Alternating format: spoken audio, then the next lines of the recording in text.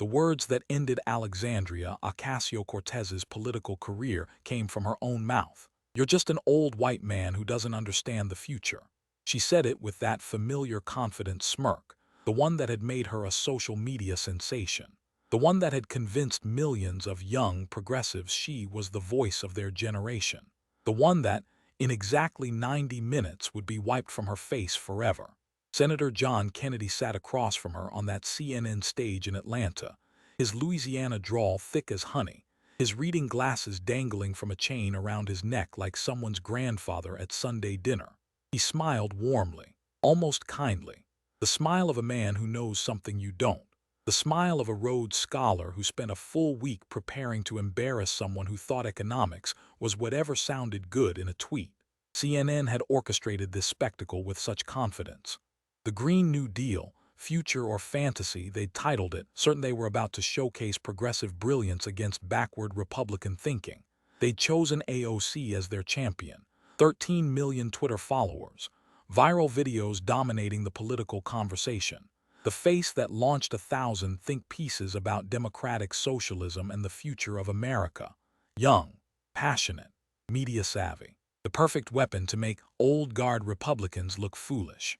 They'd chosen Senator Kennedy as the opposition, expecting him to stumble through talking points like so many Southern Republicans before him. They looked at his age, his accent, his folksy manner, and saw exactly what they wanted to see.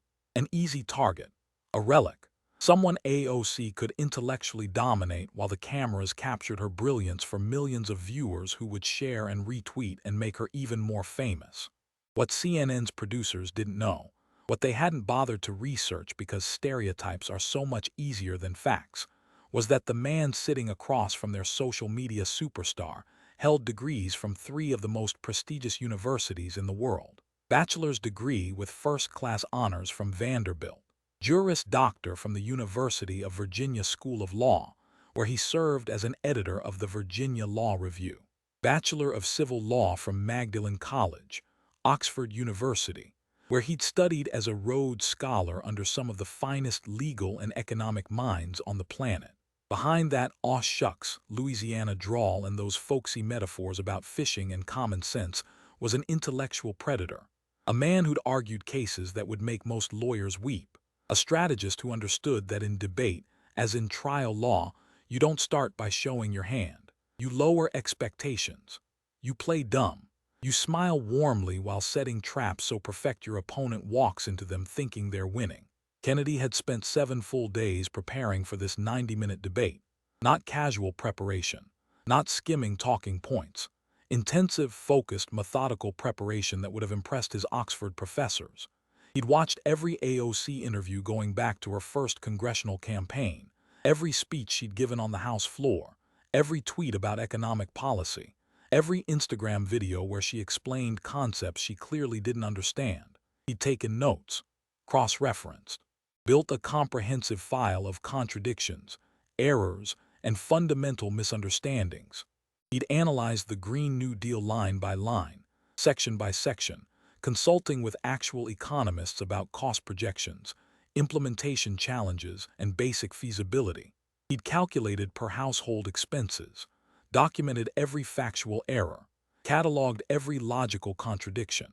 He'd prepared that oversized calculator as a visual prop, knowing it would draw laughs while making his mathematical points stick in viewers' minds. He'd compiled photographs of her lifestyle, the Met Gala in that tax-the-rich dress, the luxury apartment in Navy Yard, the designer shoes she wore to events about income inequality, the Tesla, all organized chronologically for maximum impact. He'd researched her background, the real background, not the carefully crafted narrative she'd sold to voters. Yorktown Heights in wealthy Westchester County, not the struggling Bronx. Professional parents, not working-class heroes. A $250,000 education from Boston University, not community college while working 3 jobs. Most importantly, Kennedy had structured his entire approach around a devastatingly simple strategy. Ask questions so basic that someone with an economics degree from a respected university should answer them in seconds. Make the questions simple enough that the audience could immediately understand why the answers mattered. And when she couldn't answer, or when she got the answers catastrophically wrong. Let that failure speak for itself. No need for complicated arguments. No need for personal attacks. Just simple questions, undeniable facts, and the crushing weight of her own ignorance. What happened over the next 90 minutes would transform political debate in America. A social media superstar reduced to stammering confusion. A congresswoman with an economics degree unable to explain basic unemployment statistics. A socialist living in luxury unable to defend her own hypocrisy. And a Rhodes Scholar playing a simple country lawyer, systematically destroying every false claim, every empty talking point, every manufactured narrative that had built Alexandria Ocasio-Cortez into a political phenomenon. If you've ever wondered what happens when preparation meets popularity, when substance confronts style, when a master strategist faces an Instagram influencer who thought followers were the same as knowledge, this is that moment. And wait until you see Kennedy's face at minute 34 when he asks her to explain where $93 trillion comes from. The silence is deafening. The CNN studio felt electric that evening. 400 people carefully selected to represent America's political spectrum filled the seats. Young progressives in their Green New Deal shirts and Democratic Socialist pins clustered on the left side of the studio, energy crackling through them like they were about to witness history. Older conservatives in patriotic gear occupied the right, skeptical but hopeful. And in the middle, genuinely undecided voters who'd come hoping for answers about America's economic and environmental future. The stage itself was designed for maximum drama. 2 chairs angled toward each other, close enough that the combatants would be forced to engage directly, far enough apart that they occupied their own spaces. A moderator's desk between them. Massive screens positioned to display evidence, documents, videos, whatever ammunition each side wanted to deploy. Professional lighting that would capture every facial expression, every moment of triumph or humiliation. This wasn't just a debate. This was political theater on a grand scale. Alexandria Ocasio-Cortez arrived first, and her entrance was everything her team had choreographed. Thunderous applause from her section. Cheers. Chants of AOC, AOC. She waved to the cameras with the practiced precision of someone who'd built an entire political brand on visual media. Her cream-colored pantsuit probably cost more than most Americans spend on clothing in a year. Hair and makeup professionally done, every detail perfect for the cameras. She looked like what she'd become, a political celebrity, an influencer who'd traded Instagram for Congress. She settled into her chair with visible confidence. This was her element: cameras, audience, attention. She'd done this 1,000 times on social media in interviews at rallies. She knew how to work a crowd, how to deliver sound bites that would trend on Twitter, how to create moments that would dominate the news cycle. She glanced at Kennedy's empty chair with something close to contempt. Another old white man to embarrass. Another dinosaur to make look foolish. Another viral moment to add to her collection. Senator John Kennedy walked out 2 minutes later to equally loud applause from his supporters and polite acknowledgement from the rest. At 72 years old, with white hair and reading glasses on a chain, wearing a light blue suit that looked like it came from a department store in Baton Rouge, he appeared to be exactly what CNN had hoped for. The perfect stereotype of an out-of-touch older Republican. The ideal foil to make AOC look young, fresh, and forward-thinking by comparison. He waved in that grandfatherly way that suggested he'd rather be fishing, nodded to both sections of the audience with genuine warmth, settled into his chair with the relaxed demeanor of someone who had nothing to prove and nowhere more important to be. If you didn't know better, if you judged purely by appearances, you'd think this was going to be a mismatch. The young firebrand about to demolish the old guard. But watch his eyes. Watch the way they tracked across the audience, calculating, assessing. Watch the slight smile playing at the corners of his mouth. The posture that seemed relaxed but was actually perfectly balanced, ready. This wasn't a man who was nervous. This was a man who knew exactly what was about to happen. A trial lawyer who'd prepared his case so thoroughly that the outcome was already decided. All that remained was the performance. Jake Tapper, CNN's moderator for the evening, began with his introduction. The usual platitudes about the importance of discussing America's future, the need for civil discourse, the value of hearing different perspectives. AOC nodded along eagerly, ready to launch into her prepared talking points. Kennedy just smiled, that warm grandfatherly smile that gave away nothing. Congresswoman Ocasio-Cortez, Tapper began, turning to his left, let's start with you. You've proposed the Green New Deal as a comprehensive solution to climate change and economic inequality. Why do you believe this represents the future America needs? AOC didn't hesitate. She'd given this speech 100 times, refined it, perfected it for maximum emotional impact. Thank you, Jake. The Green New Deal is about recognizing that we face an existential crisis. Not a distant threat, not something our grandchildren will deal with, but a crisis happening right now. Fires burning across the country, hurricanes destroying communities, rising sea levels threatening coastal cities. And while our planet burns, millions of Americans can't afford health care, can't afford housing, can't afford the basic dignity of a living wage. Her voice rose with practiced passion. We need bold action, transformative action, not the incremental changes that got us into this crisis, but a complete reimagining of our economy. Green jobs, renewable energy, infrastructure investment, economic justice. The Green New Deal offers all of this. She turned to face Kennedy directly, her tone becoming confrontational. Senator Kennedy represents the old guard, the backwards thinking that prioritized corporate profits over human survival. People who can't imagine a different future because they're trapped in the past, who care more about protecting billionaires than protecting our planet. The progressive section erupted in applause. She delivered exactly what they wanted. Kennedy smiled wider, adjusting his reading glasses. When he spoke, his Louisiana drawl was even thicker than usual.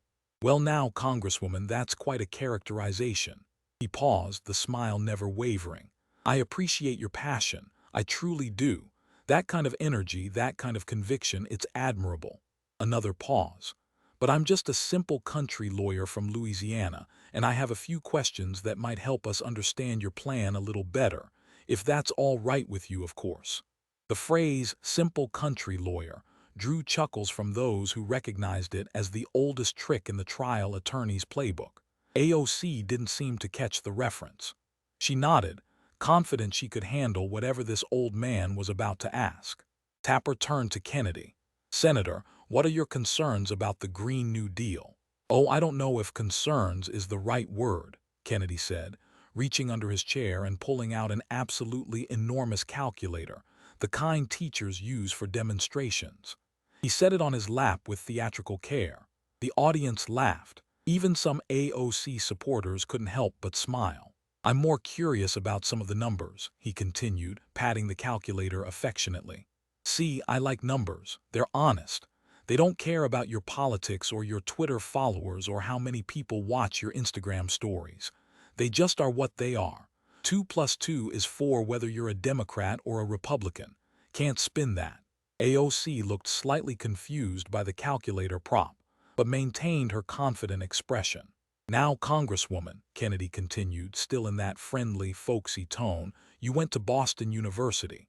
Got yourself a degree in economics. That's mighty impressive. I'm sure your parents are very proud. That's a fine school. Costs about, what, $60,000 a year now? Maybe more, so figure $250,000 or so for your education. That's a significant investment.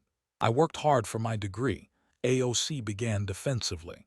Oh, I'm sure you did, no doubt about it. Kennedy's smile was warm, genuine seeming. Long hours studying, tough exams, all that hard work. I respect that, I truly do. He paused.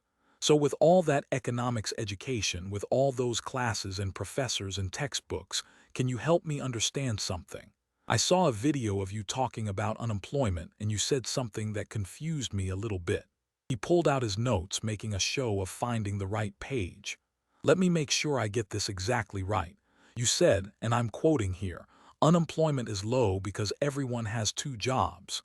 Do you remember saying that? AOC's expression tightened just slightly. That was taken out of context. Ma'am, I'm going to show the whole clip. Full context. Fair is fair, right?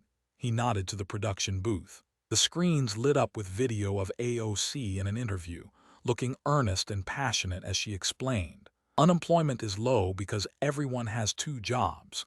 Unemployment is low because people are working 60, 70, 80 hours a week and can barely afford to live. The clip ended. Kennedy looked at the audience with exaggerated confusion, scratching his head like a man genuinely puzzled by a difficult problem. Now I'm just a country boy, but that doesn't sound right to me.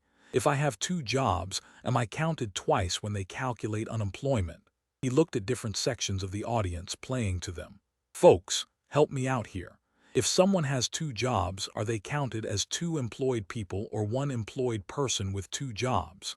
Shouts from the audience. One person, obviously one. Kennedy nodded slowly, as if this was new information he was carefully processing. That's what I thought. See, unemployment is the percentage of people in the labor force who don't have jobs. If you have two jobs, you're counted once as employed, not twice. That's basic statistics. That's how the Bureau of Labor Statistics has calculated it for decades. He turned to AOC, still smiling pleasantly. So when you said unemployment is low because everyone has two jobs, that was wrong, wasn't it? The audience was leaning forward now. This wasn't complicated. This was simple math that anyone could understand. AOC shifted uncomfortably. The broader point I was making. The broader point doesn't matter much if the basic math is wrong, ma'am. Kennedy's voice remained gentle, but there was steel underneath. See, you have an economics degree from a fancy school, but you don't understand how unemployment is calculated. And that worries me a little bit when you're proposing to remake the entire American economy based on your economic expertise. The conservative section applauded loudly. The progressive section looked uncomfortable, exchanging glances. Their champion had just been caught in a fundamental error. Kennedy wasn't done. He flipped to another page in his notes, taking his time, letting the previous point sink in. Let's talk about Amazon. Do you remember Amazon? AOC's jaw set. She knew exactly where this was going. Amazon wanted to put their second headquarters in New York. Long Island City, right in your district, would have brought 25,000 jobs to your constituents. Good jobs, high-paying tech jobs, the kind of jobs people move across the country for, the kind of jobs that change lives. He pulled out printed documents, holding them up so the cameras could see the official Amazon HQ2 proposal. The deal included $3 billion in tax incentives spread over 10 years, but Amazon was going to generate $27 billion in revenue for New York over that same period, $27 billion in economic activity, new businesses, higher property values, increased tax revenue from all those well-paid employees spending money in local businesses. Kennedy tapped his giant calculator with exaggerated care, squinting at the display. That's $27 billion minus $3 billion in incentives, which my calculator here tells me equals $24 billion in net benefit to New York. That's a pretty good deal by any measure. He looked at AOC. But you opposed it, you fought against it, you organized protests, you called it corporate welfare, and Amazon pulled out. Those 25,000 jobs, gone. That $27 billion in revenue, gone. New York got zero, nothing, zilch. Nada. Kennedy turned to the audience, his expression one of bewildered disappointment. And you know what Congresswoman Ocasio-Cortez said after Amazon left? She celebrated. She said it was a victory. She said those tax breaks, that $3 billion could be spent elsewhere on schools and infrastructure. The pause that followed was perfectly timed. Kennedy let the audience process what they just heard before delivering the killing blow. Ma'am, tax breaks aren't money you spend. They're money you don't collect. Without Amazon, New York doesn't collect any money from Amazon. Zero. You can't spend money you never had. You can't redirect tax breaks that never happened because the company never came. He shook his head in what appeared to be genuine disbelief. You turned $27 billion in economic activity into $0, and you called it a victory. Now, I'm just a simple man. But where I come from, turning $27 billion into $0 isn't a victory. It's a catastrophe. It's economic malpractice. The audience was murmuring now, the undecided voters in the middle section looking genuinely shocked. Even some AOC supporters seemed troubled. AOC tried to respond, her voice defensive. Those jobs would have been exploitative. Amazon doesn't treat workers fairly. They would have displaced existing residents and driven up housing costs. Kennedy's eyebrows shot up. Exploitative. Ma'am, those jobs were going to pay an average of $150,000 a year. I think most folks in this room would line up to be exploited at $150,000 a year. The audience laughed. Even some progressives couldn't suppress smiles. As for housing costs, Kennedy continued, that's what happens when an area becomes more prosperous. Property values increase. But you know what also happens? Tax revenue increases. The city can invest in affordable housing, in infrastructure, in schools. That's basic economics. Growth creates resources that can be used to address challenges. He leaned back in his chair, folding his hands over the giant calculator. See, this is what worries me. You have an economics degree, but you don't understand unemployment statistics. You don't understand tax incentives versus government spending. You cost your district 25,000 jobs because you fundamentally misunderstood how economic development works. Kennedy looked directly at her, his expression serious now. And now you want to remake the entire American economy with a $93 trillion plan. Should we be worried? I think maybe we should be very worried. The silence that followed was profound. AOC sat frozen, unable to formulate a response that wouldn't make things worse. Kennedy had just exposed, in language simple enough for anyone to understand, that she didn't grasp concepts that should have been covered in her first economics course. Tapper tried to move the discussion forward, sensing his programming going off the rails. Congresswoman, let's talk about the specifics of the Green New Deal. How would it work? Yes, let's, Kennedy interrupted enthusiastically, practically bouncing in his chair like an excited child. I've been looking forward to this part. AOC launched into her explanation, the practice speech she'd given countless times. The Green New Deal will create millions of jobs by transforming our energy infrastructure. We'll retrofit every building in America for energy efficiency. We'll invest in public transportation to reduce carbon emissions. We'll transition to 100% renewable energy. We'll create a federal jobs guarantee so everyone who wants to work can work. How much will it cost? Kennedy interrupted gently. The investment will pay for itself through. How much, ma'am, total cost? AOC hesitated. The estimates vary depending on. $93 trillion, Kennedy said flatly.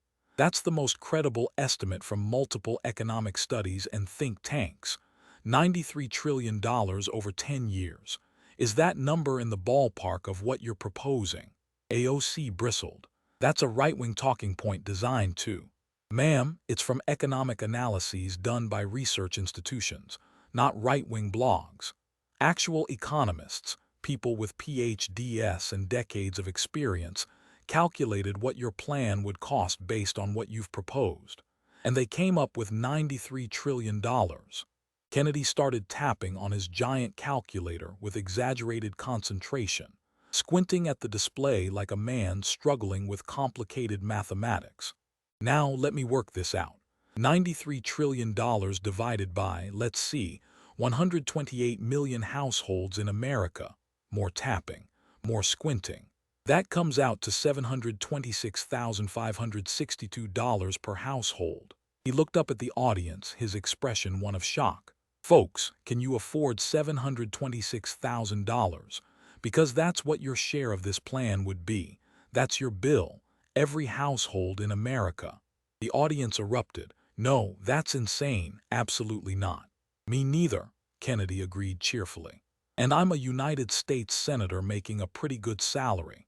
If I can't afford it, if I'd have to take out a mortgage on my future grandchildren to pay for it, how can regular families possibly afford it? He turned back to AOC, the folksy manner still in place but the questions getting sharper. So here's my question, ma'am. How do we pay for $93 trillion? Where does that money come from? AOC took a breath, clearly trying to regain her footing. The same way we paid for World War II and the New Deal. We mobilize our resources. We invest in our future. We. Kennedy held up his hand. Stop right there. World War II cost about $4 trillion in today's dollars. Your plan costs 93 trillion. That's 23 times more expensive than defeating Hitler, Mussolini, and Imperial Japan combined. 23 times more than saving the world from fascism. He let that sink in, watching the audience process the comparison. So the comparison doesn't really work, does it? Try again. How do we pay for $93 trillion? Through progressive taxation, AOC said quickly. Closing corporate loopholes, making billionaires and corporations pay their fair share. Specific numbers, please. Kennedy's voice was patient but insistent. Let me help you. If we taxed every billionaire in America at 100%, took every penny they have, we'd get about $5 trillion. That's a one-time confiscation of all their wealth. $5 trillion. He tapped his calculator. That leaves $88 trillion. Where does that come from? AOC fumbled for an answer.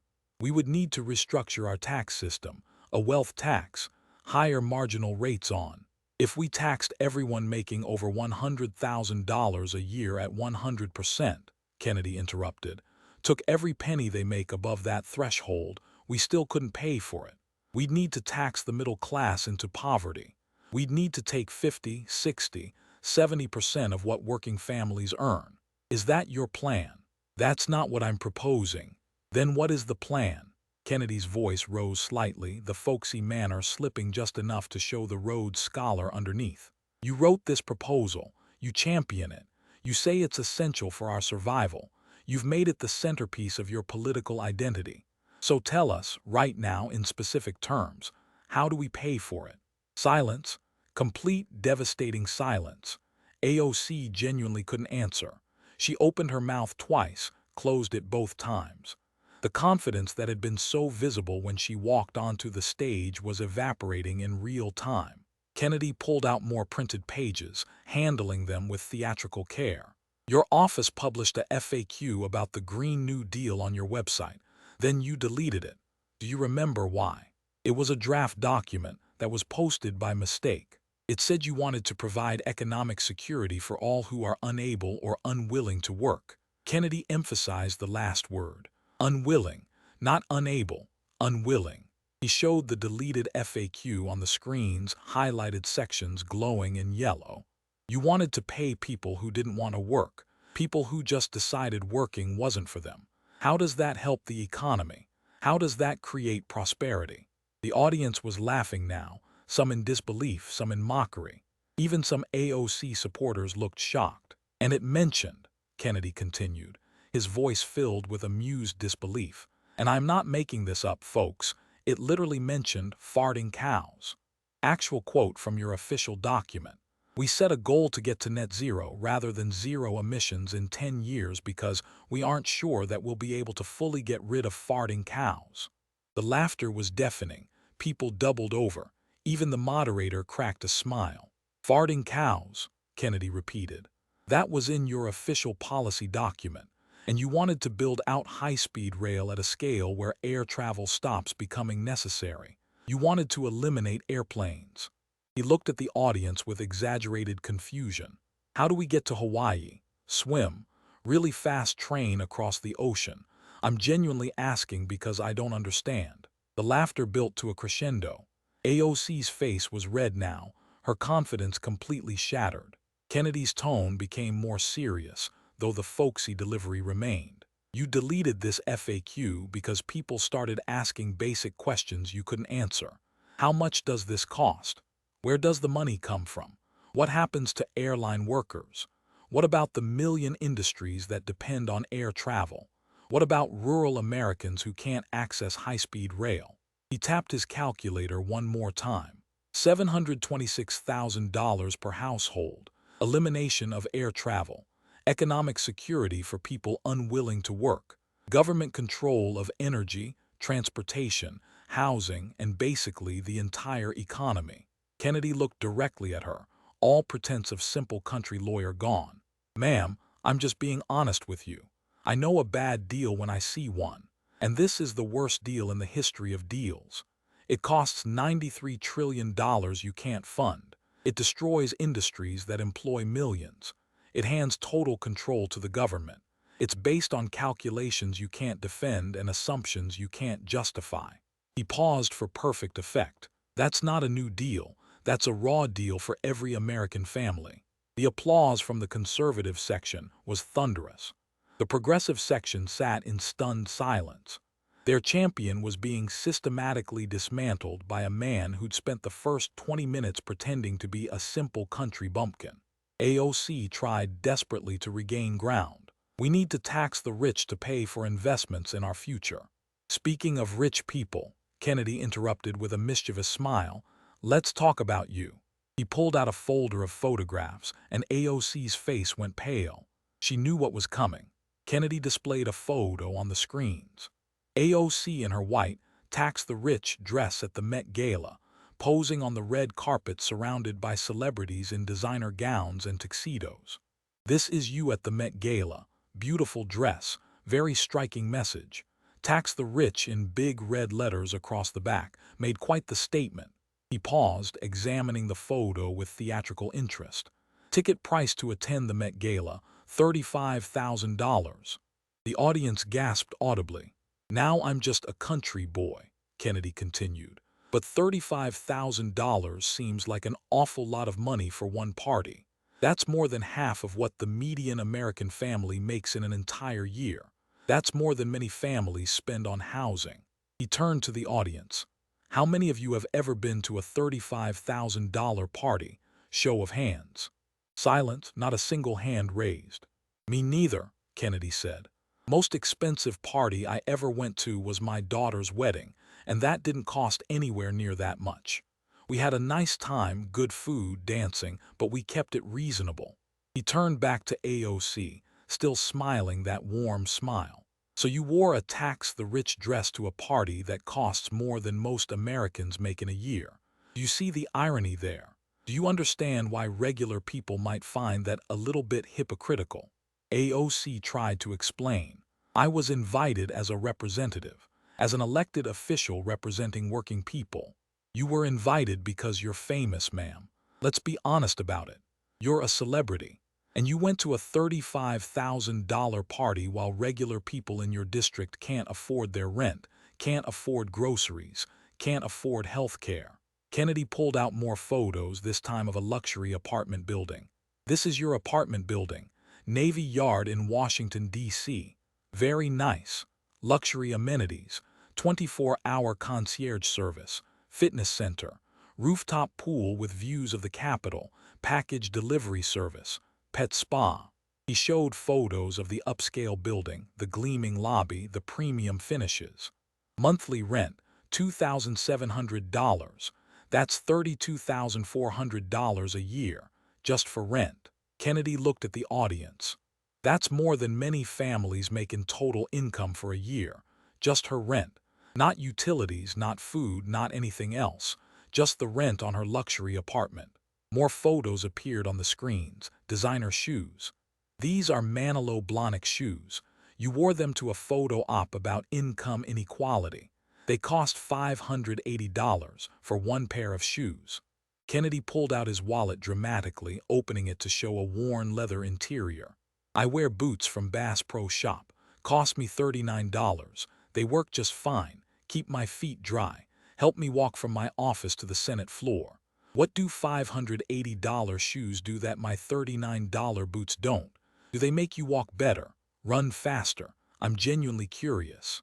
The audience was laughing and applauding now. The progressive section sat in uncomfortable silence. And you own a Tesla, Kennedy continued. Beautiful car, very nice, electric, good for the environment, costs about $50,000. He shook his head in exaggerated disbelief. While you tell working families they need to sacrifice, while you attack fossil fuels and the American auto industry, while you preach about equality and economic justice. Kennedy walked through it systematically, counting on his fingers. Met Gala ticket, $35,000. Luxury apartment, $2,700 a month, $32,400 a year. Designer shoes, $580 a pair. Tesla, $50,000. Your congressional salary, $174,000 a year. He paused for emphasis. And you complained. You actually complained that your salary isn't enough. You said in an interview that it's hard to live on $174,000 a year in Washington, D.C. Kennedy turned to the audience, his expression one of genuine incredulity. The median household income in America is $70,000. She makes 2.5 times that, and she says it's not enough. The audience booed loudly. The progressive section couldn't even defend this one. Kennedy held up his hands, his voice becoming more measured. Now look, I'm not saying members of Congress shouldn't make a good living. It's hard work, long hours, time away from family. I understand that. The salary is what it is. His voice became firmer. But you cannot preach about equality while living in luxury. You cannot wear "tax the rich" to parties that cost more than people make in a year. You cannot attack capitalism while enjoying all of its benefits. You cannot lecture working families about sacrifice while spending more on shoes than they spend on groceries. He looked directly at her. See, I'm honest about my situation. I'm comfortable. Not rich like some folks, but I'm doing all right. I own that. I don't pretend otherwise. I don't wear clothes that say I'm just like you, while living a lifestyle most people can only dream about. His voice became harder, cutting. But you, ma'am, you live like the 1% while preaching about the 99%. You enjoy luxury while telling others to sacrifice. You benefit from capitalism while attacking it. You're what we call in Louisiana a champagne socialist. He paused for perfect comedic timing. A hypocrite with very expensive shoes. The audience exploded. Even some progressives were laughing, shaking their heads. AOC sat motionless, her face a mask of barely controlled fury and embarrassment. Tapper tried desperately to moderate, to move the conversation to safer ground. Let's talk about representation and constituent services. Oh yes, Kennedy interrupted with enthusiasm. Let's talk about representation. Specifically, who you actually represent and where you're actually from. AOC began immediately, her voice defensive.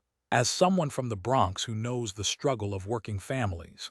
Hold on there, Kennedy said gently, pulling out a map. Let's talk about where you're actually from, because geography matters, background matters, truth matters. He displayed a map on the screens showing New York City and surrounding areas. This is the Bronx. Median household income, $40,000. Poverty rate, 25%. Working class neighborhoods, real struggle. People working 2 or 3 jobs to make ends meet. High crime rates, underfunded schools. This is what people think of when they think of the Bronx. He moved his pointer. And this is Yorktown Heights, Westchester County, where you actually grew up. Photos of Yorktown Heights appeared. Beautiful suburban homes with manicured lawns, tree-lined streets, well-maintained sidewalks, parks, excellent schools. The kind of upper-middle-class suburban paradise that working-class families dream about. Median household income in Yorktown Heights, $96,000, more than double the Bronx. Median home value, $450,000, top-rated public schools. One of the wealthiest counties in America, some of the best schools in the state. Low crime, high property values. Kennedy looked at AOC. You say you're from the Bronx, but you grew up here in wealthy Westchester, surrounded by lawyers and doctors and corporate executives. Why the deception? AOC tried to explain. My family moved when I was 5 years old. Exactly. So you grew up in a wealthy suburb, not the struggling Bronx you claim. You attended excellent public schools funded by high property taxes. You had advantages most Americans never get. Kennedy pulled out more documents. Your father was an architect, good profession, made good money. Your mother worked in real estate, also good money. Combined, they made a comfortable living. He showed photos of a nice suburban home. This is where you grew up, not a struggling urban environment, not a working-class neighborhood where people worry about violence and poverty. A comfortable suburban home in one of the wealthiest areas in America. More information appeared on the screens. Boston University. You went to Boston University. Costs about $60,000 a year now. Figure $250,000 for your degree. Most working-class families can't afford that. Most families in the actual Bronx can't dream of sending their kids to a $60,000 a year private university. But yours could, comfortably. Kennedy's tone became more pointed, the gentle facade slipping. You bartended for a while after college. Lots of people do that. Finding yourself, figuring out your path, living in New York, exploring your options. That's fine. That's a privilege many people have when they graduate from expensive universities. He shook his head slowly. But you act like you were barely surviving, like you were struggling to eat, like you were one paycheck away from homelessness. That's not struggle, ma'am. That's a privileged person with a $250,000 education taking time to figure out what she wants to do with her life. There's nothing wrong with that, but it's not the narrative you sell. Kennedy displayed a side-by-side comparison on the screens. The story AOC tells, from the Bronx, working-class family, struggled to make ends meet. Bartender fighting to survive, pulled herself up from nothing. The reality, from wealthy Westchester, professional parents, $250,000 education, comfortable upbringing, bartending as a choice, not a necessity. He looked at the audience, his voice rising with genuine indignation. She presents herself as this working-class girl who pulled herself up from the streets, but it's not true. She grew up with advantages most Americans never get. Good schools, safe neighborhood, professional parents, financial security. And there's nothing wrong with that, but why lie about it? Kennedy turned back to AOC, his voice sharp. Why pretend to be something you're not? Why manufacture a working-class narrative when you grew up comfortable? Why claim the Bronx when you're from Westchester? AOC tried to respond. I'm proud of my background. Then be honest about it. Kennedy's voice carried real anger now, the southern drawl adding emphasis to every word. You're from Westchester, not the Bronx. Your family was comfortable, not struggling. You went to an expensive private university, not community college, while working 3 jobs. You chose to bartend. You weren't forced into it by circumstances. His voice rose further. You manufactured a working-class narrative because it plays well politically. Girl from the Bronx makes good is great branding. It's perfect for Instagram. It's ideal for fundraising from young progressives who think you're one of them. He paused, letting his words hang in the air. But it's not true. It's a lie. And lying about where you're from, lying about your background, lying about your struggles, that's insulting to people who actually grew up poor, who actually struggled, who actually fought their way up from nothing. Kennedy gestured to the audience, his voice filled with emotion. There are people in this room who grew up truly poor, who worked 3 jobs just to eat, who couldn't dream of going to college, who knew real hardship, and you pretend you were one of them when you weren't, when you never were. His final line was delivered with quiet intensity that somehow carried more weight than shouting. You're not representing working people, ma'am. You're cosplaying as them. And that's worse than just being rich. At least rich people who admit it are honest. The silence that followed was profound. Even AOC supporters looked uncomfortable. The manufactured narrative had been exposed, systematically and undeniably.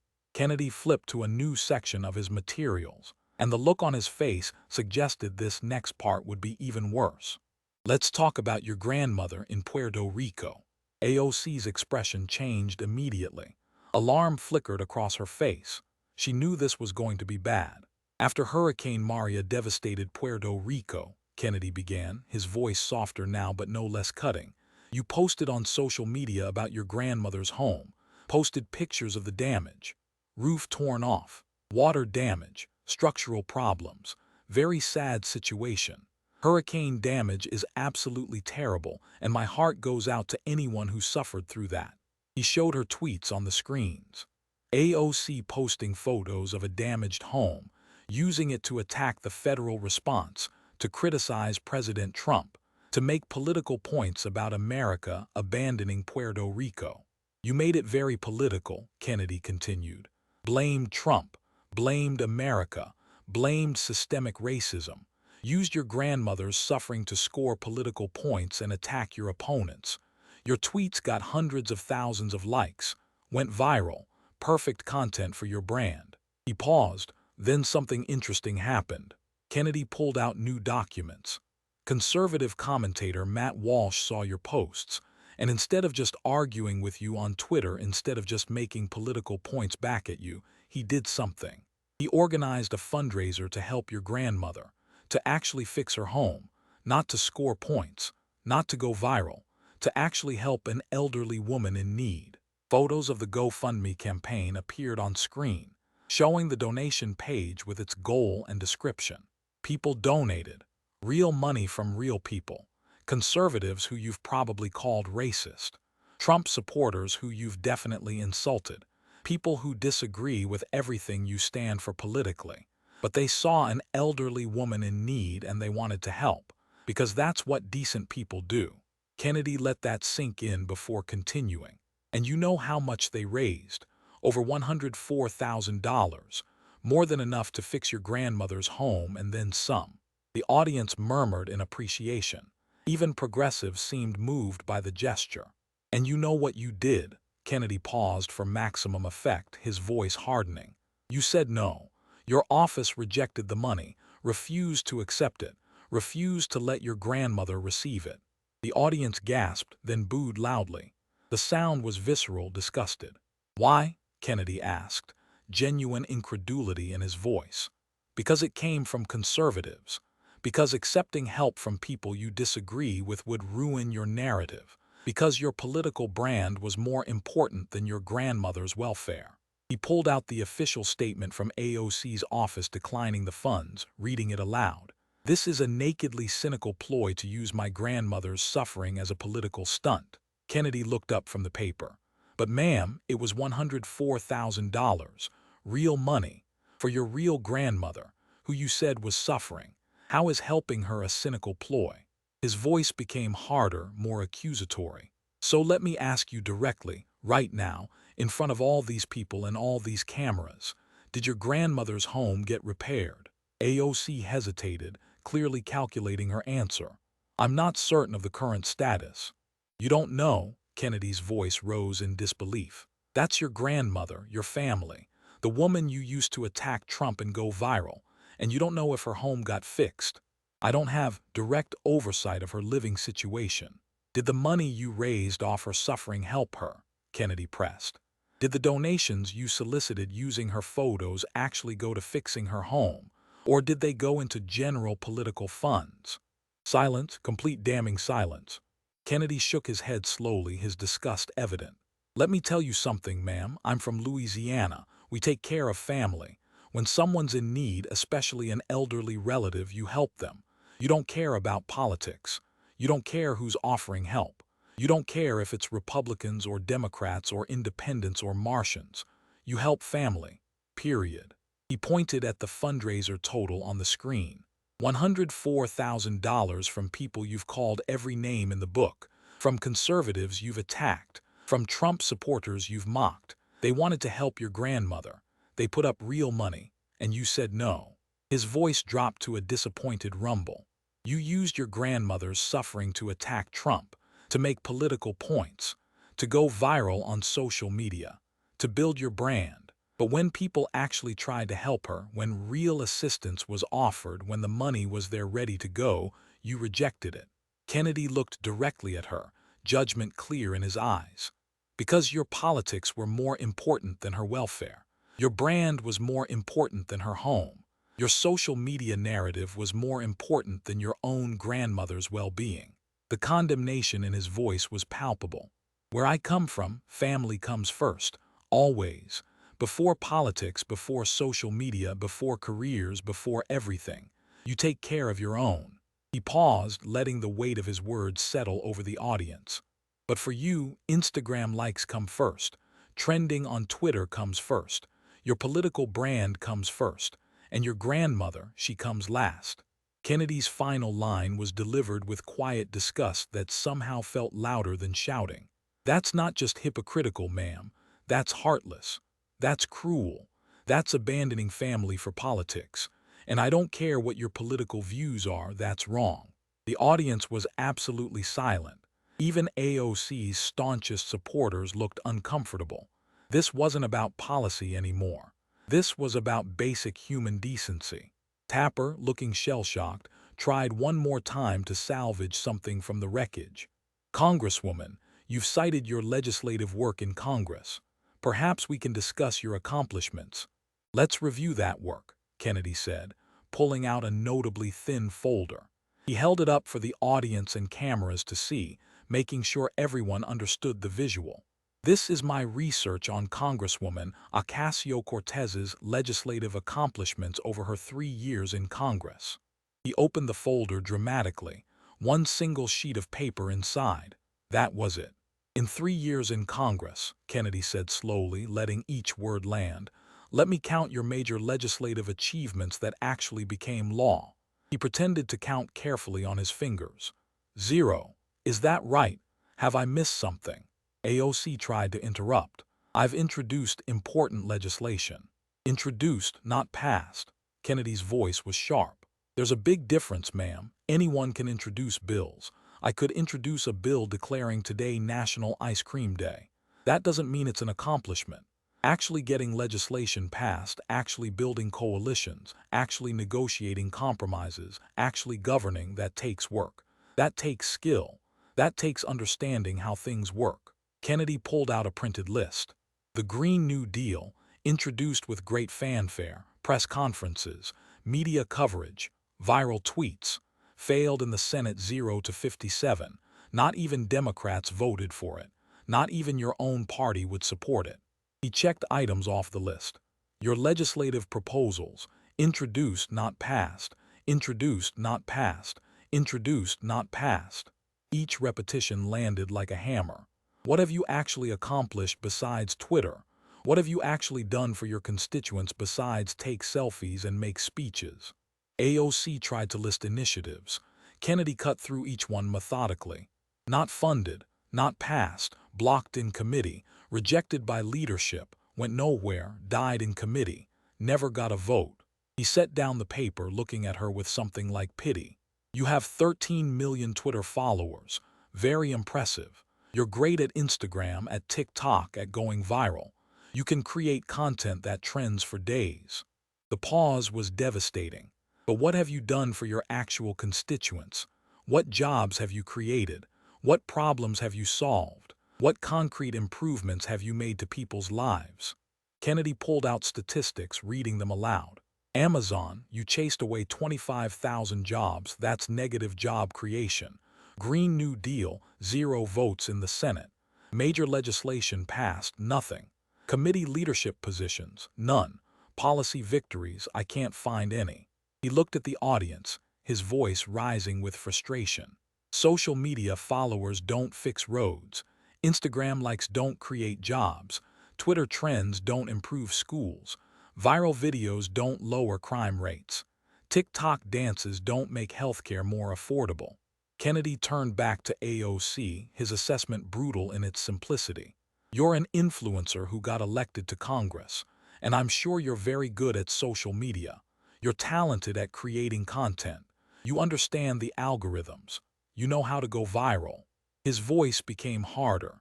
But being a congresswoman isn't about going viral. It's about governance. It's about results. It's about actually helping people solve real problems in their daily lives. Kennedy pulled out his own record, thick folders of actual legislation he'd passed, projects he'd funded in Louisiana, concrete results he'd delivered. I've been in the Senate 6 years, he said, holding up the substantial documentation. I've passed legislation on criminal justice reform. I've secured funding for Louisiana's infrastructure. I've helped Louisiana businesses navigate federal regulations. I've brought jobs home. I've fixed actual problems that actual people face. He held up his much thicker folder next to her thin one. This is what governing looks like. Not retweets, not Instagram stories, not viral moments. Actual work, actual results, actual service to constituents. Kennedy looked directly at AOC, his final assessment delivered with devastating precision. You're all style and no substance, all brand and no results, all social media and no actual governance. You're famous, but you're not effective. You're popular online, but you're useless in Congress. His voice became quieter but somehow more cutting. And your constituents, the real people you're supposed to represent, the families in your district who need jobs and better schools and lower crime and economic opportunity, they deserve better than selfies and socialism. They deserve better than an Instagram influencer who couldn't legislate her way out of a paper bag. The applause from the conservative section was thunderous. The progressive section sat in stunned, embarrassed silence. Their champion had been completely, systematically destroyed. Tapper, recognizing they were in the final minutes and that this had become a complete disaster for AOC, tried to move to closing statements.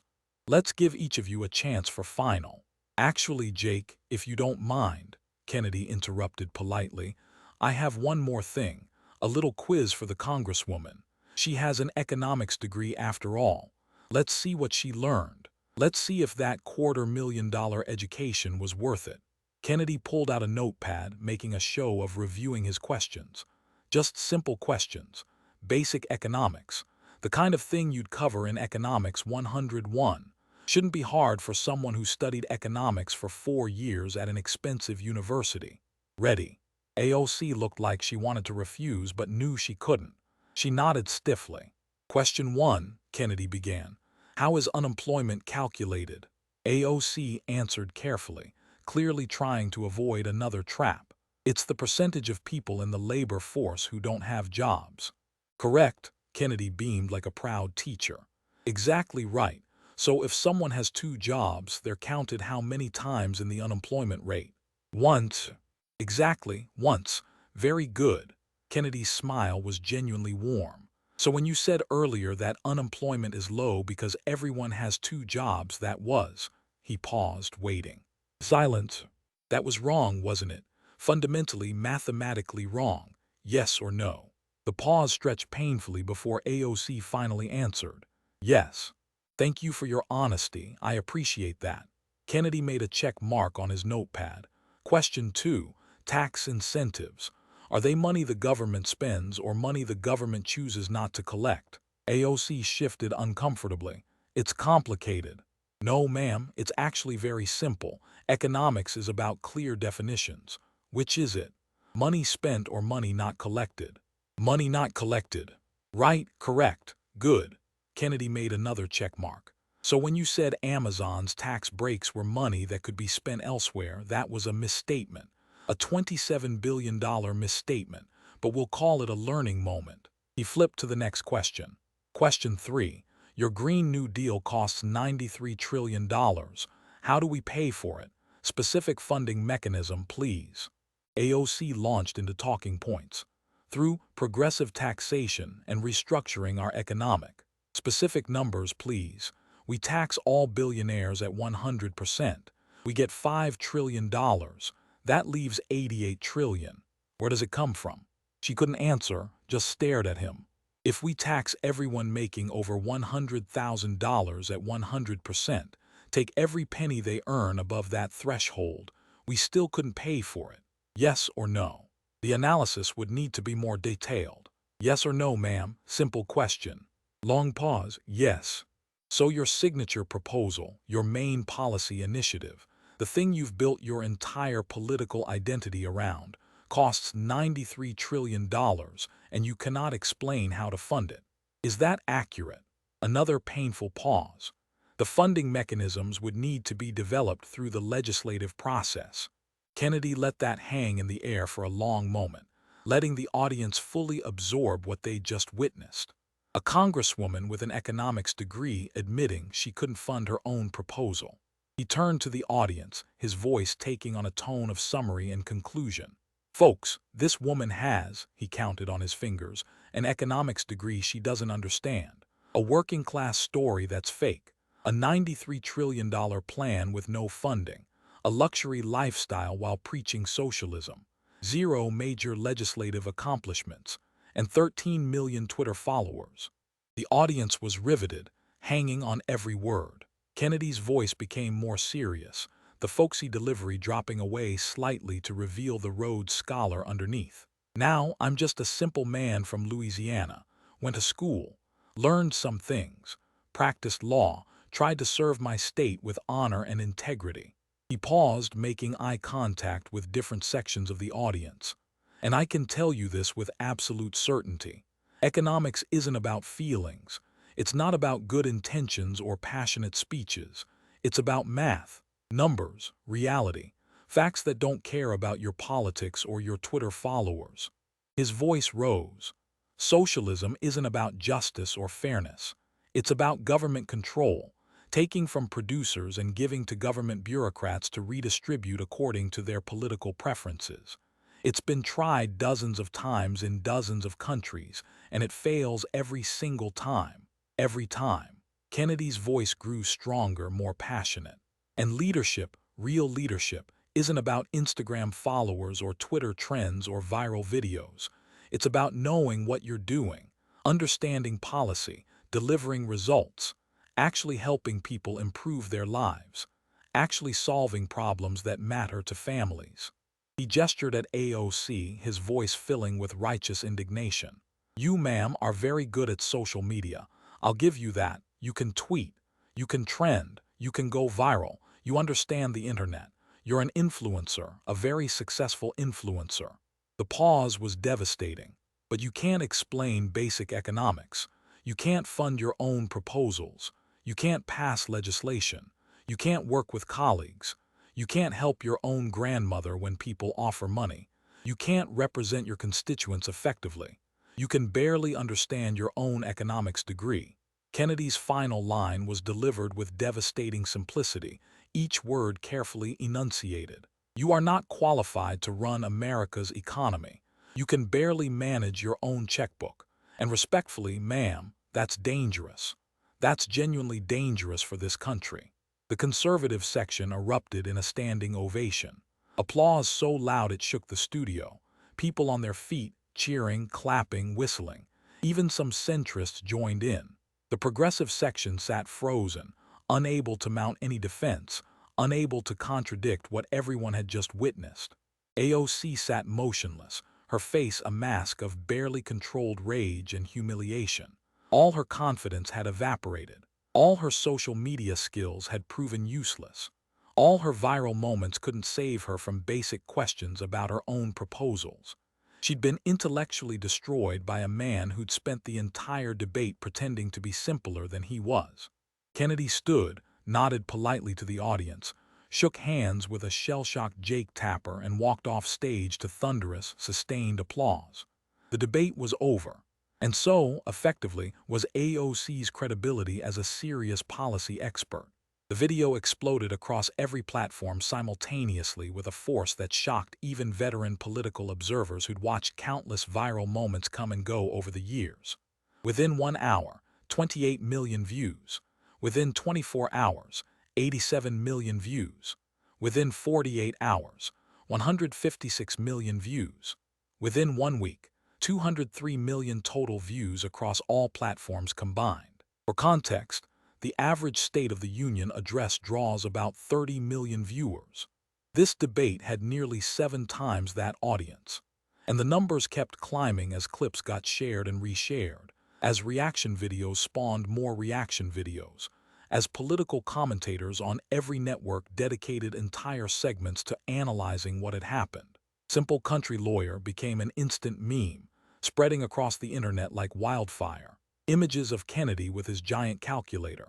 Kennedy's "aw shucks" expression while destroying AOC with facts.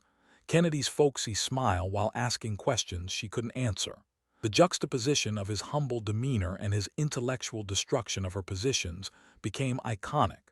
Young people who'd never heard of John Kennedy suddenly knew exactly who he was. Conservative media went absolutely wild. Fox News replayed the full 90-minute debate 3 times in the first 24 hours, each time drawing massive ratings. Sean Hannity dedicated an entire episode to the Rhodes Scholar versus the bartender, bringing on economists to validate Kennedy's points. Tucker Carlson did a segment called "What Happens When Social Media Meets Actual Economics," dissecting how AOC had been completely unprepared for substantive questioning. Laura Ingraham brought on economics professors, who used Kennedy's questions as teaching examples. explaining how these basic concepts that AOC had gotten wrong were foundational to understanding economic policy. More tellingly, more devastatingly for AOC, even mainstream media couldn't defend her this time. The debate had been too public, too clear, too undeniable. CNN's own post-debate panel looked visibly uncomfortable, struggling to spin what viewers had just witnessed. Even sympathetic commentators had to admit that Kennedy had scored significant points, that AOC had struggled with basic questions, that her inability to explain fundamental concepts raised legitimate concerns. MSNBC tried to spin it as stylistic differences or gotcha questions, but their own viewers weren't buying it. The comment sections on their articles were brutal. She couldn't answer basic questions. This was embarrassing. Maybe we need leaders who actually understand economics. Even progressives were turning on her. The New York Times ran a surprisingly honest analysis. When style meets substance, how a Senate veteran exposed the limits of social media politics. The article, written by one of their more centrist columnists, noted that AOC's inability to answer basic questions about her signature proposal raised legitimate concerns about policy expertise in the Instagram age. The fact that even the Times couldn't fully defend her told everyone how bad it had been. The Washington Post published a piece titled "The Kennedy Method: How Preparation and Knowledge Trump Popularity." Political scientists were quoted praising Kennedy's debate technique, his strategic use of simple questions, his ability to make complex policy issues understandable to average viewers. Economics textbook publishers started contacting Kennedy's office within days, asking permission to quote his explanations of unemployment statistics and tax incentives in their next editions. His simple breakdown of tax breaks aren't money you spend, they're money you don't collect, became a standard teaching example. McGraw-Hill wanted to feature his Amazon explanation in their next macroeconomics textbook. Pearson asked to use video clips in their online economics courses. Multiple economics professors wrote to thank him for making basic concepts so clear that even students who'd struggled with the material finally understood after watching his explanations. The bartender economics meme reached critical mass, becoming shorthand for policy proposals that sound good but don't withstand basic scrutiny. Political cartoonists had a field day. One popular cartoon showed AOC behind a bar trying to mix a drink labeled $93 trillion, while Kennedy asked, "How much does that cost?" Another showed her holding a giant calculator upside down while Kennedy looked on in bemused disappointment. Conservative merchandise sellers made fortunes. T-shirts featuring Kennedy's calculator and the phrase, "Do the math," sold out within hours and had to be restocked multiple times.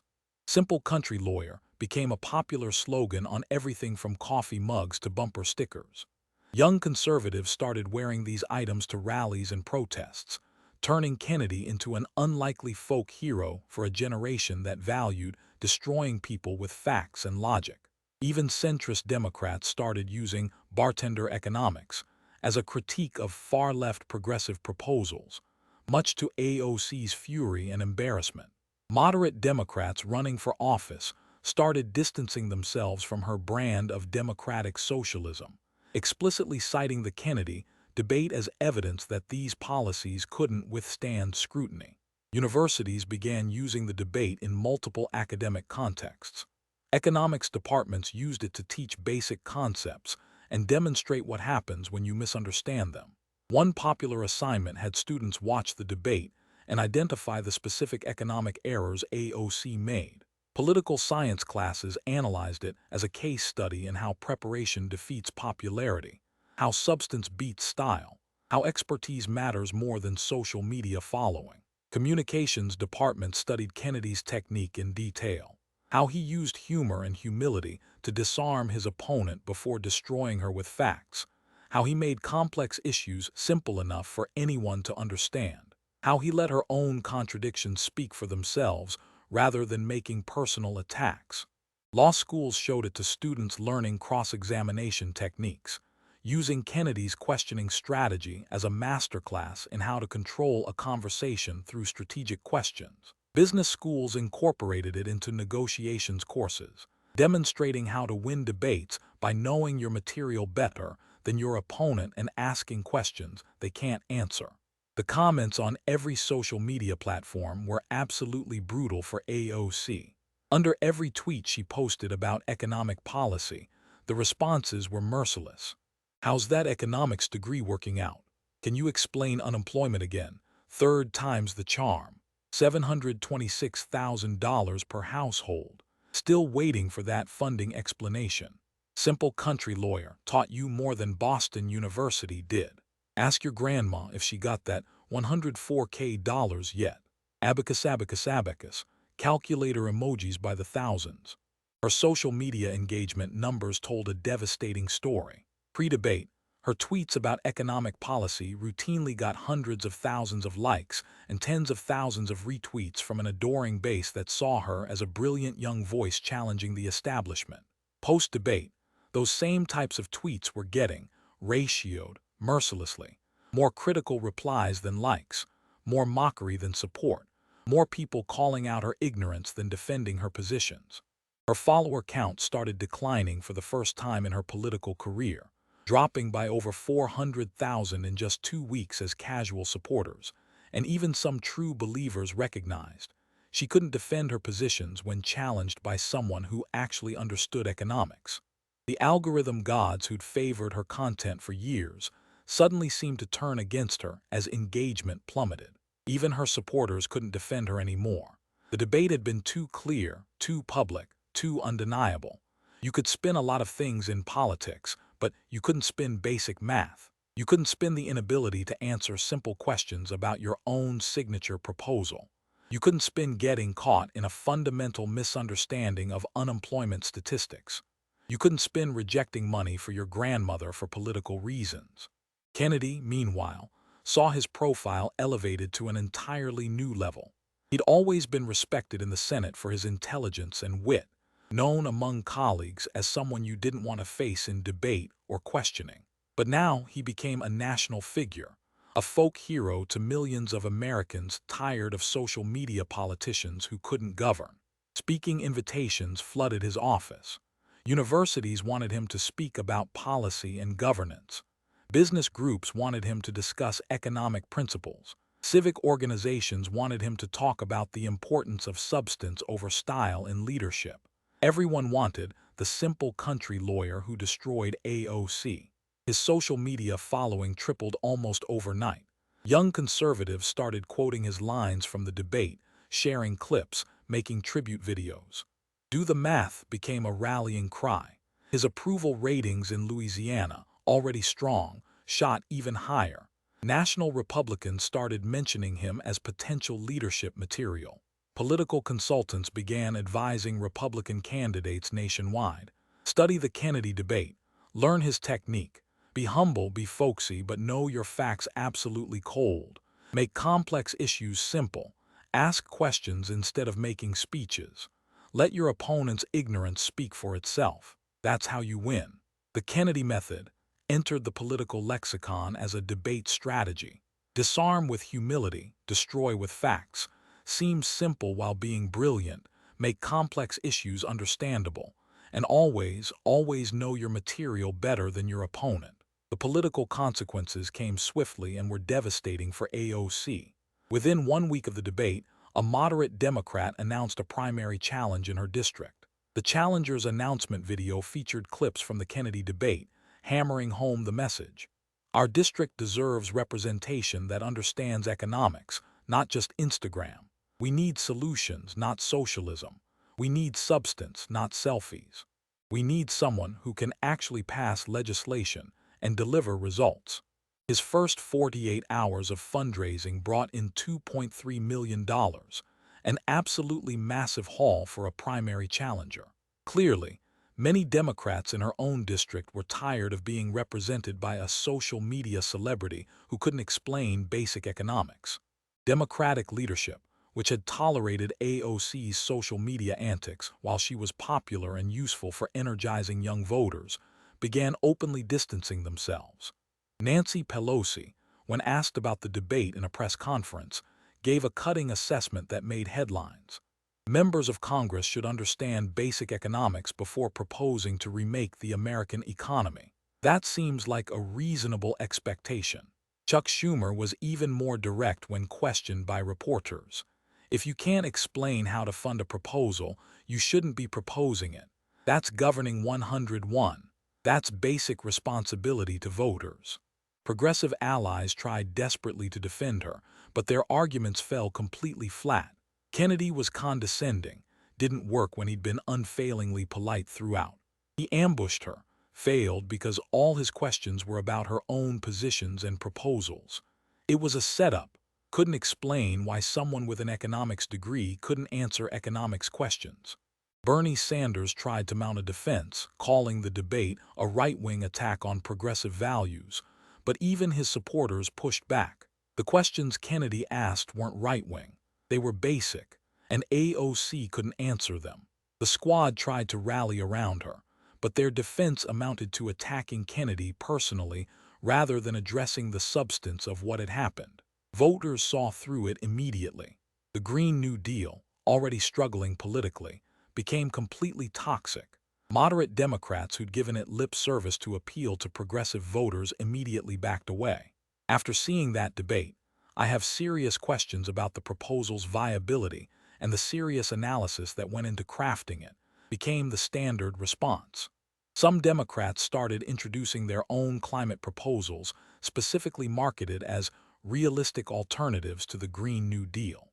Polling in AOC's district showed devastating shifts that told the story of complete political collapse. Approval rating dropped from 54% to 31% in 2 weeks.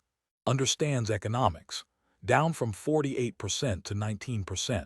Ready for higher office, collapsed from 52% to 23%. Primary challenge head-to-head, trailing by 12 points.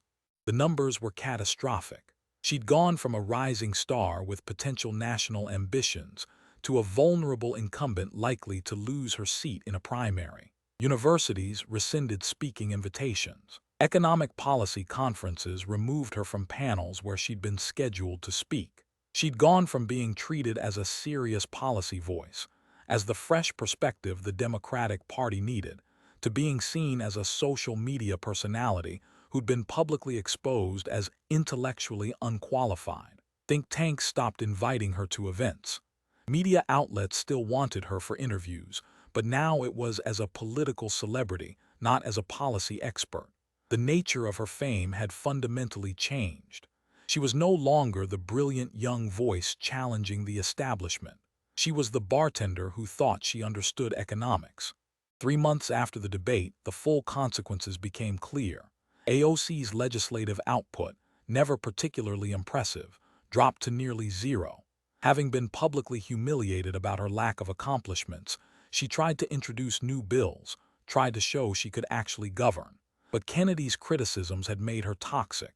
No senior Democrats would co-sponsor anything associated with her name. Committee chairs wouldn't give her bills hearings. Leadership made it clear they wanted nothing to do with her legislative agenda. Her staff turnover became extraordinary. People who joined her office thinking they were working for a rising star started leaving for other positions. Some leaked to reporters that working for her was chaotic, that she spent more time on social media than on policy work, that she was more concerned with her brand than with serving constituents. The simple country lawyer routine became legendary in political circles. Republican strategists began explicitly advising candidates, be humble, be folksy, but know your facts cold. Study the Kennedy model, it works. Preparation beats popularity every single time. Democratic strategists started warning progressive candidates, don't be AOC, don't rely on social media, don't think followers are the same as expertise. Actually understand policy or you'll get destroyed when someone who knows their stuff challenges you. Kennedy himself rarely mentioned the debate when asked about it at Louisiana events. He'd smile that warm smile and say, I just asked some questions. Basic questions that anyone proposing to remake America's economy should be able to answer. That's all. If you're going to spend $93 trillion of taxpayer money, you should probably know where it's coming from. But privately, His staff reported that Senate colleagues from both parties had gained enormous new respect for his preparation and debate skills.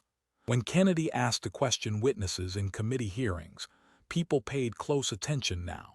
Everyone had seen what happened when he played dumb before systematically destroying someone with superior knowledge and preparation. His office became flooded with requests from Republican candidates asking for debate coaching, for advice on how to handle progressive challengers, for copies of his preparation materials. He became, almost accidentally, a mentor to a new generation of conservative politicians who valued substance over style. 1 year after the debate, in a development that shocked few political observers who'd watched her credibility completely collapse, Alexandria Ocasio-Cortez announced she would not seek re-election to Congress. The official statement, read in a shaky voice at a sparsely attended press conference in her district, mentioned pursuing other opportunities to advance progressive values outside of elected office, and thanked her supporters for their passion and commitment to justice and equality. Political insiders knew the real story behind the carefully worded statement. She'd been destroyed intellectually and politically by a Rhodes Scholar playing a country bumpkin, exposed as an influencer masquerading as a policy expert, revealed as someone who'd built an entire political career on a manufactured narrative and social media skills rather than actual knowledge or legislative ability. And she'd never recovered from that public humiliation. The polls showed her trailing badly in her own primary, down by double digits to a moderate challenger who was running explicitly on competence over celebrity. Major progressive donors had abandoned her, redirecting their money to candidates who could actually govern. Party leadership actively wanted her gone, seeing her as a liability who made Democrats look economically illiterate. The squad was fragmenting as other members tried to distance themselves from her tainted brand. She was getting out before the ultimate embarrassment of losing her seat in a primary, before being rejected by her own constituents, before suffering the final humiliation of voters choosing someone else to represent them. The moderate Democrat who challenged her, riding a wave of voter frustration with social media politics and empty socialist rhetoric, won the primary in a crushing landslide with 67% of the vote. In his victory speech, delivered to enthusiastic supporters who'd had enough of being represented by a celebrity, he thanked voters for choosing substance over social media, results over rhetoric, basic economics over Instagram socialism, and leaders who can actually answer questions about their own proposals. The line got a standing ovation from a district that had finally recognized they deserved better than someone who cared more about Twitter trends than actually helping them. Kennedy's debate performance became required viewing in political communication courses at universities across the country. Professors used it to teach debate strategy, cross-examination techniques, how to control conversations through strategic questioning, how preparation defeats popularity, how substance matters more than style. The Kennedy method was taught in law schools, business schools, and political science departments. Students studied his technique. Disarm with humility, destroy with facts, seem simple while being brilliant, make complex issues understandable to average people, ask questions your opponent can't answer, let their ignorance speak for itself, always know your material better than they know theirs. The debate fundamentally changed how political observers thought about social media politicians. The lesson was clear. Viral videos and Instagram followers don't make you qualified to govern. Being popular online doesn't mean you understand policy. Having 13 million Twitter followers doesn't mean you can pass legislation or deliver results for constituents. This wasn't just a debate between two politicians. This was a lesson in what happens when social media popularity meets actual knowledge, when style confronts substance, when an influencer faces someone who actually understands policy and came prepared to expose that gap in expertise. Senator John Kennedy proved something that had been forgotten in the age of viral politics, in an era where politicians measured success in retweets and likes rather than legislation passed and problems solved. He proved that intelligence matters, that preparation matters, that understanding basic economics matters, that you cannot fake expertise when someone who actually knows the material asks simple questions, and demands specific answers. You cannot build a political career on social media alone. You cannot govern based on viral moments. You cannot lead based on Instagram aesthetics and carefully crafted narratives. Eventually, if you rise high enough, if you gain enough prominence, someone will challenge you. Someone will ask you to defend your positions. Someone will demand you explain your proposals. And if you can't, if your entire foundation is built on image rather than knowledge, it will all come crashing down spectacularly and publicly. AOC represented something that had become too common in American politics across both parties, but particularly visible in progressive circles. Politicians who are great at social media but terrible at governing. Who can go viral but can't pass legislation. Who can create perfect Instagram content but can't explain basic economics. Who preach about issues they don't understand. Who build brands instead of solutions. Who measure success in followers instead of laws passed and constituents helped. Kennedy exposed that fraud with devastating effectiveness. Not through insults or personal attacks or cheap shots or ambush tactics. Simply through basic questions that someone with a $250,000 economics degree should have been able to answer in seconds. How is unemployment calculated? How do tax breaks work? Where does $93 trillion come from? Why did you reject help for your grandmother? What have you actually accomplished legislatively? She couldn't answer. And that inability, exposed on live television in front of 200 million viewers, destroyed the carefully constructed illusion of expertise she'd built on Instagram and Twitter over years of crafting her political brand. The contrast was perfect and brutal and undeniable. A Rhodes Scholar who had spent a full week preparing with the same intensity he once brought to Oxford Versus, a bartender turned congresswoman who thought her Twitter followers made her an expert, a lawyer who truly understood policy at a deep level versus an influencer who understood hashtags and algorithms, a legislator with actual accomplishments and a thick folder of past bills versus someone whose primary achievement was going viral and whose legislative folder contained one thin sheet of paper. Kennedy showed America, showed the world, that you can defend capitalism without being cold or cruel. You can explain economics without being condescending. You can point out socialist hypocrisy without being mean-spirited. You can expose fraudulent expertise without personal attacks.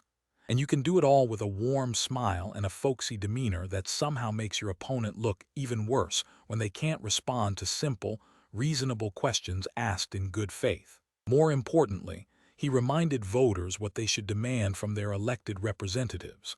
Not Instagram followers, but actual knowledge of the issues they claim to care about.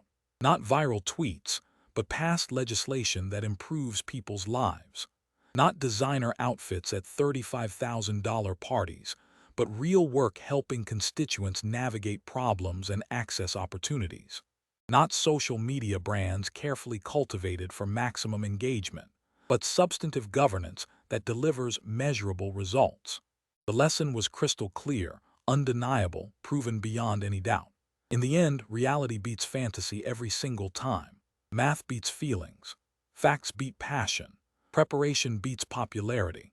Expertise beats celebrity. And a Rhodes Scholar with a calculator and a week of intensive preparation will always defeat a bartender with an economics degree she doesn't understand and a social media following she can't convert into actual legislative accomplishments. The political landscape shifted after that debate. Voters became more skeptical of social media politicians who were all style and no substance. Media outlets became more willing to challenge progressive policy proposals with basic questions about cost and implementation. Democratic leadership became less tolerant of representatives who couldn't explain their own positions when pressed. A new generation of political candidates emerged who'd learned from Kennedy's example. They emphasized competence over celebrity. They prepared intensively for debates and interviews. They made sure they could defend their positions with facts and numbers, not just passionate rhetoric. They understood that eventually someone would ask them to explain themselves, and they'd better have good answers ready. The era of purely social media politicians had peaked. AOC had been its brightest star, and her spectacular public humiliation at the hands of a supposedly simple country lawyer signaled the beginning of the end. Voters wanted more. They deserved more, and they were increasingly willing to reject candidates who offered nothing but viral moments and empty promises.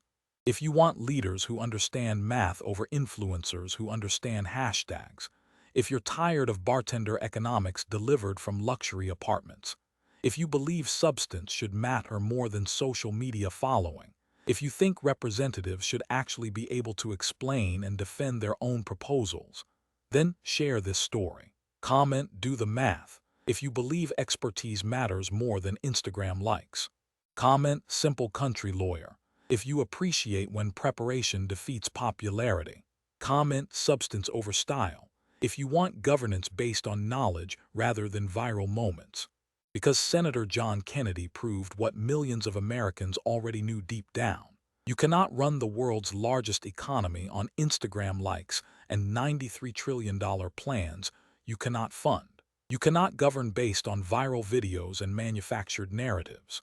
You cannot lead based on social media celebrity when you lack basic understanding of the policies you propose. Substance beats style. Knowledge beats popularity. Preparation beats celebrity. Expertise beats followers. Facts beat feelings. Every single time. And when a real expert, armed with simple questions and undeniable facts, faces a social media politician who thought fame was the same as qualification, the outcome isn't even close.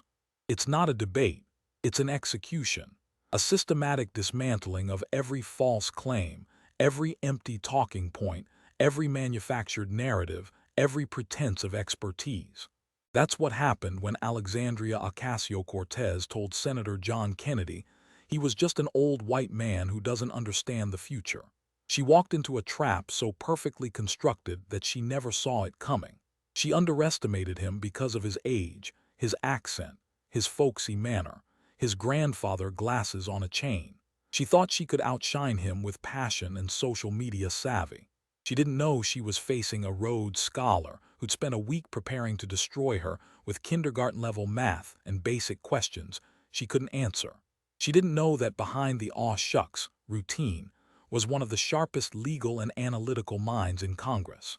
She didn't know that the Simple Country Lawyer Act was exactly that, an act designed to lower expectations before demolishing opponents with superior preparation. She found out. America watched her find out in real time. 200 million people witnessed the exact moment when social media celebrity met actual expertise, when manufactured narrative met undeniable reality, when style confronted substance and lost devastatingly. That 90-minute debate ended her political career and changed American politics. It reminded everyone that expertise matters, that knowledge counts, that you cannot fake competence forever, and that eventually someone will ask you to explain yourself with specific facts and numbers. And when that moment comes, you'd better have real answers, not talking points, not passion, not viral moments. Real answers based on real knowledge and real expertise. Because if you don't, if all you have is Instagram followers and designer shoes, and a manufactured backstory and empty rhetoric about justice and equality, then eventually you'll face your John Kennedy, someone who knows more than you, prepared better than you, and came ready to expose the gap between your image and your actual knowledge. And when that happens, when you're sitting on national television unable to answer basic questions about your own signature proposal, when you're caught in fundamental errors about unemployment statistics, when you're exposed for rejecting help for your grandmother for political reasons, when your entire carefully constructed persona collapses under the weight of simple questions you should be able to answer but can't, that's when your political career ends. That's when 200 million people realize you were never qualified in the first place. That's when you become a cautionary tale about the dangers of elevating social media celebrities to positions of power without demanding they actually understand the policies they promote. That's when you become forever known not as a brilliant young voice of the future, but as the bartender who thought economics was whatever sounded good on Instagram and got absolutely destroyed by a simple country lawyer from Louisiana who knew better.